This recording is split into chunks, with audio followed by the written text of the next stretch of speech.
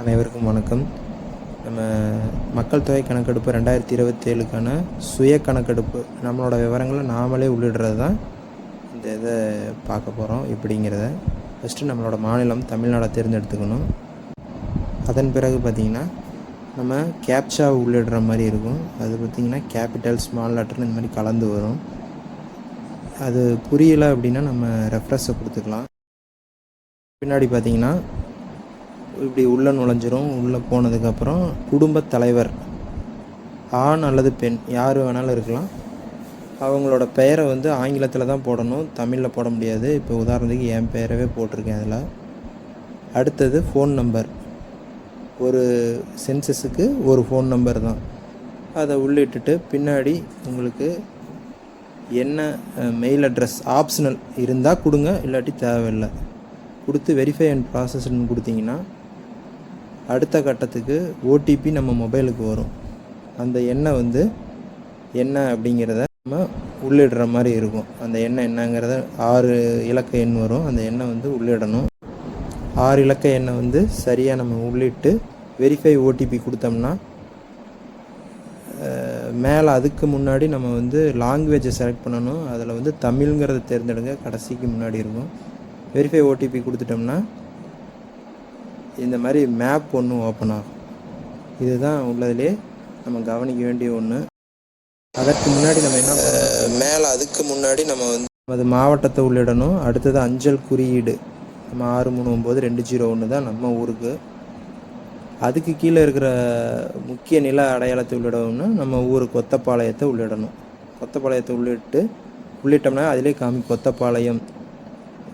Kothapalayam west, Kothapalayam east. நம்ம எந்த குடியிருப்போ ஈஸ்ட்னா ஈஸ்ட்டுன்னு கொடுங்க, வெஸ்ட்னா வெஸ்ட்டுன்னு கொடுத்து அமைவிட கிடைத்தது அப்படின்னு சொல்லி ஓகே கொடுத்துருங்க. கொடுத்ததுக்கப்புறம் பார்த்திங்கன்னா நம்ம ஊர் இருக்கக்கூடிய இடம் நமக்கு மேப்பில் காண்பிக்க ஆரம்பிக்கும். அதுக்கப்புறம் பார்த்திங்கன்னா 2 விரலை பயன்படுத்தி நம்மளோட வீட்டை அந்த 4 கோடு சேரக்கூடிய மைய புள்ளியில் வச்சு நம்ம தேர்ந்தெடுக்கிற மாதிரி வரும். செலக்ட் பண்ணுறதுக்கு முடியலன்னா நம்ம உதாரணமாக அந்த வீடு இருக்குது, அந்த வீட்டை நான் செலக்ட் பண்ணேன் அப்படின்னா அந்த 4 கோடு சந்திக்கிற புள்ளி தான் அந்த இடத்த குறிக்கும். அதை செலக்ட் பண்ணி குறித்த இடத்த மேலே பார்த்திங்கன்னா சிகப்பு கலரில் உங்களுக்கு காமிக்கும். அதில் அமைவிடத்தை உள்ளிட்டதுக்கப்புறம் சேமிக்க மற்றும் அடுத்தது அப்படின்னு கீழே காமிக்கும். உறுதிப்படுத்திட்டு அந்த ஆப்ஷனை நம்ம கொடுத்தோம்னா இந்த மாதிரி ஆம் அப்படின்னு காமிக்கும். அதிலே பார்த்திங்கன்னா மேலே தமிழ்நாடு, கரூர், இந்த லேட்டிடியூட் லாங்கிடியூட்லாம் காட்டும். ஓகே கொடுத்துடணும். அதற்கு பிறகு பார்த்திங்கன்னா கேள்விகள் ஓப்பன் ஆயிரும். இதில் இருக்க கேள்விகள் எல்லாமே ஒன்றுக்கும் நான் விளக்கமாக சொல்கிறேன். அதை நீங்கள் பார்த்து நீங்கள் உள்ளிடலாம் பொறுமையாக. ஃபஸ்ட்டு சென்சஸ் வீட்டு தரையின் பிரதான கட்டுமான பொருள் எதால் கட்டப்பட்டிருக்கு நம்ம வீடு அப்படிங்கிறத பார்க்கணும். மண், மரமா, மூங்கிலா, சுட்ட செங்கலா, கல்லா, சிமெண்ட்டா, மொசைக்கு தரை ஓடுகள். டைல்ஸ் போட்டதெல்லாம் மொசைக் தரை ஓடுகள்னு போட்டிருங்க. சிமெண்ட் இருக்கும் அல்லது மொசைக் தரை ஓடுகள், இந்த 2 தான் பெரும்பாலும் இருக்கும். அதை எதுங்கிறத குறிச்சிக்கோங்க. அடுத்தது பார்த்திங்கன்னா வீட்டு சுவரோட கட்டுமான பொருள் எது. செங்கலாக இருக்கும் பெரும்பாலும். செங்கல்னால் சுட்ட செங்கல் அப்படின்னு குறிச்சிக்கோங்க. அப்படி இல்லை அப்படின்னா ஹாலோ பிளாக்காக இருந்துச்சுன்னா கல் கலவையுடன், ஆலோ பிளாக்கில் கட்டி பூசியிருந்தால் கல் கலவையுடன் போட்டுருங்க. இல்லை ஆலோ பிளாக் மட்டும்தான் இருக்குது பூசினா கல் கலவை இல்லாமல். கல்லுங்கிறது எல்லா கல்லையும் பொருந்தும். கருங்கற்கள் அது மாதிரி எதில் கட்டியிருக்கோமோ அதை பொறுத்து நம்ம அதில் உள்ளிடுற மாதிரி இருக்கும். அடுத்து சென்சஸ் வீட்டு கூரையின் பிரதான கட்டுமான பொருள்.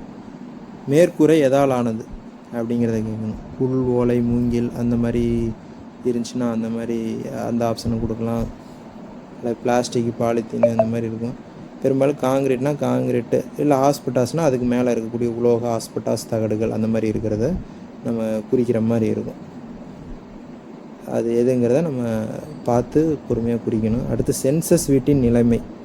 வீடு எந்த நிலைமை இருக்குது? நல்ல நிலைமையாக இருந்தால் நல்ல நிலைமை, வசிக்கக்கூடிய நிலைனா வசிக்கக்கூடிய நிலை, பாலடைந்த நிலைனா பாலடைந்த நிலை. அதை கொடுத்து சேமிக்க அடுத்து கொடுத்தீங்கன்னா அடுத்த ஆப்ஷன் போகும்.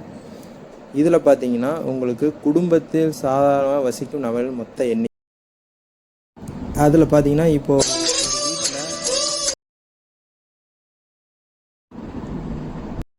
அது வந்து இப்போ ஆண் பெண் அப்பா அம்மா 2 குழந்தைங்க இருந்தாங்கன்னா 4 பேர் போட்டுடலாம்.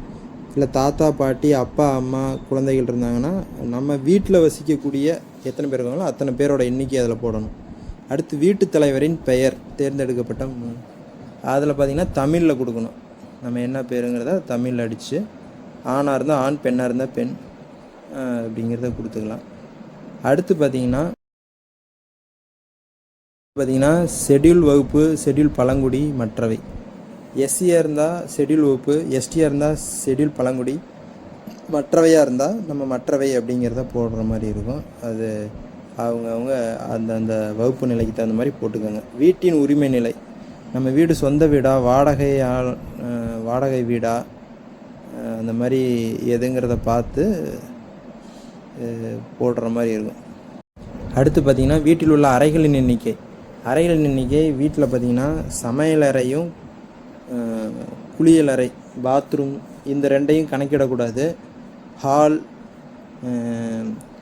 பெட்ரூமு, இந்த மாதிரி டைனிங் ரூமு, பூஜை ரூம், இந்த மாதிரி வீட்டுக்குள்ளே இருக்கக்கூடிய அறைகள், வெளியில் வராண்டாவெலாம் இல்லாமல் வீட்டுக்குள்ளே எத்தனை அறைகள் இருக்குது அப்படிங்கிறத, சமையலறை இல்லாமல் பாத்ரூம் இல்லாமல் மீதி எத்தனை அறைகளோ அத்தனை அறைகளை நம்ம இங்கே உள்ளிடுற மாதிரி இருக்கும். உதாரணமாக ஒரு ஹால், 2 பெட்ரூம், ஒரு டைனிங் இருந்துச்சுன்னா 4 அறையாக எடுத்துக்கணும். ஒரு பெட்ரூம், ஒரு ஹால் இருந்துச்சுன்னா 2 அறையாக எடுத்துக்கணும். அது என்னங்கிறத உங்கள் வீட்டோட அறைகளை பொறுத்து நீங்கள் அதில் உள்ளிடுற மாதிரி இருக்கும். அடுத்து பார்த்திங்கன்னா தம்பதிகளின் எண்ணிக்கை. தம்பதினா கணவன் மனைவி 2 பேரும் உயிரோடு இருந்தால் தான் தம்பதியாக கருதப்படும். இப்போ தாத்தா இருக்கார், பாட்டி இல்லை, அல்லது பாட்டி இருக்காங்க தாத்தா இல்லைன்னா அவங்க தம்பதியாக எடுத்துக்கக்கூடாது. அப்பா அம்மா 2 பேர் இருந்தாங்கன்னா ஒரு தம்பதி, இல்லை தாத்தா பாட்டி இருக்காங்க அப்பா அம்மா இருக்காங்கன்னா 2 தம்பதி, அந்த மாதிரி போடணும். உங்கள் வீட்டோட நிலைமை என்ன அப்படிங்கிறத பொறுத்து நீங்கள் அதில் உள்ளிடுற மாதிரி இருக்கும். அதை உள்ளிடணும். இப்போ ஒரு தம்பதி, அப்பா அம்மா மட்டும் இருக்காங்கன்னா ஒரு தம்பதி அப்படிங்கிற மாதிரி போடுற மாதிரி இருக்கும். இதெல்லாம் போட்டு முடித்ததுக்கப்புறம் சேமிக்க மற்றும் அடுத்ததுன்னு இருக்கும். அதை நம்ம தொட்டோம்னா அடுத்த கேள்விகளுக்கு போயிடும். குடும்பத்திற்கு கிடைக்கும் வசதிகள் என்னென்ன வசதிகள். ஃபஸ்ட்டு குடிநீர் ஆதாரம். சுத்திகரிக்கப்பட்ட குழாய் குடிநீருங்கிறது நம்ம வீட்டுக்கு பஞ்சாயத்து மூலிமா வரக்கூடிய குடிநீர், அல்லது நம்ம வீட்டில் பிரதானமாக எதை பயன்படுத்துகிறோம், குழாய் கிணறா, ஆழ்துளை கிணறா, நீர் ஊற்றா, ஆறுலேருந்து எடுக்கிறோமா, குளம்லேருந்து எடுக்கிறோமா, நம்ம வீட்டுக்கு எதில் பிரதானமாக குடிநீர் வருதோ அதை எடுத்துக்கணும். இப்போ பெரும்பாலும் பஞ்சாயத்து குடிநீர் நம்ம வீட்டுக்கே வருதுன்னா சுத்திகரிக்கப்பட்ட குழாய் நீர்னு போடணும். அடுத்து பார்த்திங்கன்னா குடிநீர் ஆதாரம் கிடைக்கும் வளாகத்திற்குள்ளா, இல்லை பக்கத்தில் வளாகத்திற்கு அருகிலா, தொலைவில் வெளியில் போய் கொண்டு வரோமா, அதை பொறுத்து போடுற மாதிரி இருக்கும். அடுத்து பார்த்திங்கன்னா விளக்கு ஒளிக்கான பிரதான எரிபொருள். லைட் சோர்ஸ் எதுலேருந்து கிடைக்குது. மின்சாரம்னா மின்சாரம் கொடுங்க, மண்ணெண்ணெய், சில வீட்டில் மின்சாரம் இல்லாமல் மண்ணெண்ணெயில் பயன்படுத்துவாங்க, அவங்க மண்ணெண்ணெய். சூரிய சக்தி, சோலார் சிஸ்டத்தை மட்டும் யூஸ் பண்ணி பயன்படுத்துகிறவங்களுக்கு அதை கொடுக்கணும். பிரதானமாக மின்சாரம் இருக்கும் அனைத்து வீட்லேயும், அதை கொடுத்துருங்க. அவங்க வீட்டுக்கு பொறுத்து என்னங்கிறத கொடுங்க. அடுத்து கழிப்பிட வசதி. இக்குடும்பத்திற்கு பயன்பாட்டிற்கு மட்டுமா, அல்லது 2 குடும்பத்துக்கும் சேர்த்து பயன்படுத்துகிறாங்களா, இல்லை பொது கழிப்பிடத்தை பயன்படுத்துகிறாங்களா, அல்லது கழிப்பறையே இல்லைன்னா திறந்த வெளியா, அது என்னங்கிறத அவங்க அந்தந்த குடும்பத்துக்கு தகுந்த மாதிரி எதைங்கிறத முடிவு பண்ணுங்க. அடுத்து பார்த்திங்கன்னா கழிப்பிட வசதியின் வகை. கழிப்பிட வசதியின் வகை பார்த்திங்கன்னா நவீன மற்றும் தண்ணீர் ஊற்றும் கழிப்பிடம். அதில் பார்த்திங்கன்னா பாதாள சாக்கடை இணைக்கப்படுதுன்னா அதை கொடுக்கணும். கழிவுநீர் தொட்டி செப்டிக் டேங்கில் இணைச்சிருக்கோம்னா 2வது ஆப்ஷன். இல்லை அப்படின்னா மற்ற கழிப்பிடங்கள். இதில் பார்த்திங்கன்னா பெரும்பாலும் பார்த்திங்கன்னா இரட்டை குழி கழிப்பிடம், ஒற்றை குழி கழிப்பிடம், சேவை கழிவு, இதெல்லாம் பார்த்திங்கன்னா கிராமங்களில் இருக்க ஒற்றை குழி கழிப்பிடம். அது வந்து மூடும் வசதியோடு இருக்கா, காற்றோட்டமாக இருக்கா, இல்லை மூடும் வசதி இல்லாமல் திறந்த வெளியில் இருக்கா. இரட்டை குழி கழிப்பிடத்தில் இருந்தால் அந்த 2 ஆப்ஷனில், ஒற்றை குழி கழிப்பிடமாக இருந்தால் அது 2ல் எது அப்படிங்கிறத நம்ம போடுற மாதிரி இருக்கும். கழிவு திறந்த வெளி கால்வாயில் இணைக்கப்படும் வகை, அந்த ஆப்ஷன் இருக்கா அப்படிங்கிற பார்த்துட்டு எதுங்கிறத உங்கள் வீட்டில் இருக்கக்கூடிய கழிப்பிட வசதிக்கு தகுந்த மாதிரி நீங்கள் போடுற மாதிரி வரும். இதில் ஏதாவது தவறாக உள்ளிட்டால் கூட ஒன்றும் பிரச்சனை இல்லை. நம்ம அடுத்து கணக்கெடுப்பாளர் வர்றப்போ நீங்கள் சொல்லி மாற்றிக்கலாம். அதனால் நீங்கள் ஏதோ ஒரு ஆப்ஷனை நீங்கள் கொடுங்க. அதுக்கப்புறம் கூட உங்கள் வீட்டுக்கு தகுந்த இதை கொடுங்க. அடுத்து கணக்கெடுப்பாளர் வர்றப்போ நீங்கள் அதை மாற்றிக்க முடியும். அடுத்து கழிவுநீர் வெளியேறும் இணைப்பு. மூடிய கழிவுநீர் கால்வாய்னா டிச்சு ட்ரைனேஜ் மூடி இருந்தால் மூடிய, திறந்த வெளினா திறந்த வெளி, இல்லை டிச்சே இல்லைன்னா இணைப்பு இல்லைன்னு போட்டுருங்க. வளாகத்திற்குள் குளிக்கும் வசதி இருக்கா? ஆம்னா குளியலறை இருக்குது அப்படின்னா குளியலறை போடுங்க. இல்லை மேலே கூரை இல்லாத குளியலறைனா அது போடுங்க. இல்லை குளியலறையே இல்லைன்னா இல்லைன்னு போடுங்க.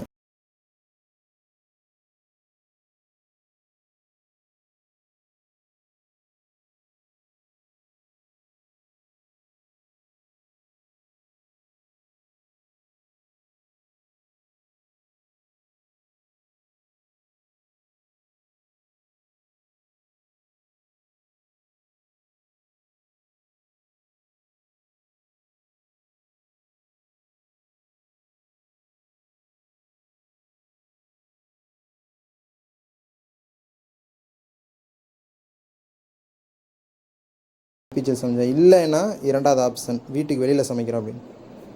வீட்டுக்குள்ளே சமையலறை இல்லாமல் இருக்குது, வீட்டுக்கு வெளியில் திறந்த வெளியில் சமைக்கிறோம் அப்படின்னா எல்பிஜினா எல்பிஜி, இல்லைன்னா இல்லை 3வது ஆப்ஷன் செலக்ட் பண்ணுற மாதிரி வரும். இல்லை சமையலே செய்யலை அப்படிங்கிறது 4வது ஆப்ஷனாக இருக்குது. அது பெரும்பாலும் நமக்கு வராது. குடும்பமாக இருந்தால் ஏதோ ஒரு இதில் சமைக்கிற மாதிரி தான் இருக்குது.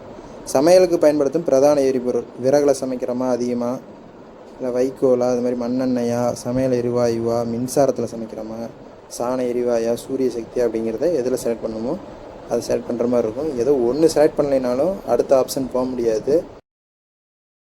அதே நீங்கள் எல்லா ஆப்ஷனும் செலக்ட் ஆகிருக்கா அப்படிங்கிறத ஒரு முறை பார்த்துக்கோங்க.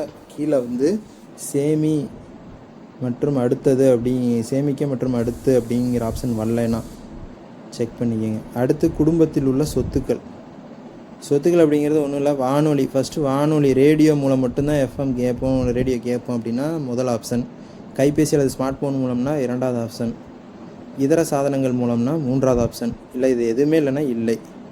அடுத்து தொலைக்காட்சி, இலவச டிடிஹெச் மூலிமா தொலைக்காட்சி பார்க்குறோம் அப்படின்னா ஃபஸ்ட் ஆப்ஷன்.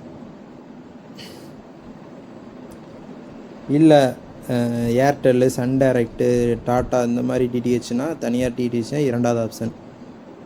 இல்லை கேபிள் இணைப்பு அப்படின்னா கேபிள் இணைப்பு. இது எதுவுமே இல்லை வேறு ஏதாவது நெட்டு மூலிமா பார்க்குறோன்னா மற்றவை. இது எதுவுமே இல்லைன்னா இல்லை போட்டுருங்க. இணையதள வசதி அப்படிங்கிறது பார்த்திங்கன்னா இல்லைன்னா இல்லை, ஆம்னா அது எதன் மூலிமா பயன்படுத்துகிறோம், செல்ஃபோன் மூலியமாவா இல்லை மடிக்கணினி அப்படிங்கிறத போடணும். கணினி வசதி ஆம்னா இருக்குன்னா இருக்குது, இல்லைன்னா இல்லை. கணினி அல்லது லேப்டாப் அந்த மாதிரி. அடுத்து தொலைபேசி மற்றும் கைபேசி. இதில் தொலைபேசி மட்டும்ங்கிறது லேண்ட்லைன் ஃபோனு, இல்லை ரெண்டுமே இருக்குன்னா இருக்குது. ஸ்மார்ட் ஃபோன் தான் இருக்குன்னா ஸ்மார்ட் ஃபோனை தேர்ந்தெடுங்க. இது எதுவுமே இல்லைன்னா இல்லைன்னு தேர்ந்தெடுத்துக்கலாம். பட் இல்லைன்னு தேர்ந்தெடுக்கிற வாய்ப்பு இல்லை. அதனால் ஏதோ ஒன்று தேர்ந்தெடுக்கிற மாதிரி தான் இருக்குது. ரெண்டுமே இருக்குன்னா 2. அடுத்து பார்த்திங்கன்னா வீட்டில் மிதிவண்டி, ஸ்கூட்டர் இந்த மாதிரி எது இருக்குது. சைக்கிள் மட்டும்தான் இருக்குன்னா சைக்கிள் தேர்ந்தெடுங்க. ஸ்கூட்டர், மொப்பட்டு இந்த மாதிரி இருக்குன்னா 2வது தேர்ந்தெடுங்க. இல்லை ரெண்டுமே இருக்குன்னா சைக்கிளும் இருக்குது, ஸ்கூட்டர், மெப்பாட்டு இதெல்லாமே இருக்குன்னா 2ன்னு கொடுங்க. இல்லை எதுவுமே இல்லைன்னா எதுவும் இல்லைன்னு கொடுங்க. அடுத்து பார்த்திங்கன்னா கார், ஜீப், வேன் இதில் ஏதாவது இருந்துச்சுன்னா ஆம்னா ஆம் போடுங்க, இல்லைன்னா இல்லைன்னு போடுங்க. அடுத்து குடும்பத்தினர் உட்கொள்ளும் பிரதான உணவு. அரிசினா அரிசி, பெரும்பாலும் அரிசி தான் நம்ம மாநிலத்தில் இருக்கும். அதை தேர்ந்தெடுத்துட்டு கடைசியாக ஆம்னா ஆம்னு கொடுத்து ஓகே கொடுத்துருங்க. கொடுத்ததுக்கப்புறம் நீங்கள் கொடுத்த பதில்கள்லாம் கரெக்டாக இருக்கான்னு ஒரு முறை செக் பண்ணிக்கலாம். செக் பண்ணிவிட்டு கடைசியாக உறுதிப்படுத்தி சேமிக்கவும் அப்படின்னு ஒரு ஆப்ஷன் இருக்குது. அதை நீங்கள் கொடுத்தீங்கன்னா சமர்ப்பிச்சிடும். சமர்ப்பித்த உடனே 12 இலக்க எண் வரும் உங்களுக்கு. அந்த எண் இந்த மாதிரி தான் வரும் உங்களுக்கு. அது உதாரணத்துக்கு காட்டியிருக்கேன். இந்த எண்ணை ஸ்க்ரீன்ஷாட் எடுத்து அல்லது குறித்து வச்சுக்கிட்டு உங்கள் வீட்டுக்கு மக்கள் தொகை கணக்கெடுப்பாளர் வர்றப்ப இந்த எண்ணை காண்பிச்சிங்கன்னா போதும். அவர் இதை வச்சு எளிமையாக கணக்கெடுப்பு பணியை முடிச்சிடுவார். இதில் ஏதாவது தவறுதலாக பண்ணியிருந்தா கூட ஒன்றும் தவறு இல்லை. நீங்கள் செஞ்சதை ஒரு தடவை அவர் வெரிஃபை பண்ணிட்டு தான் ஓகே கொடுப்பாரு. அப்போ கூட மாற்றிக்கலாம். நன்றி.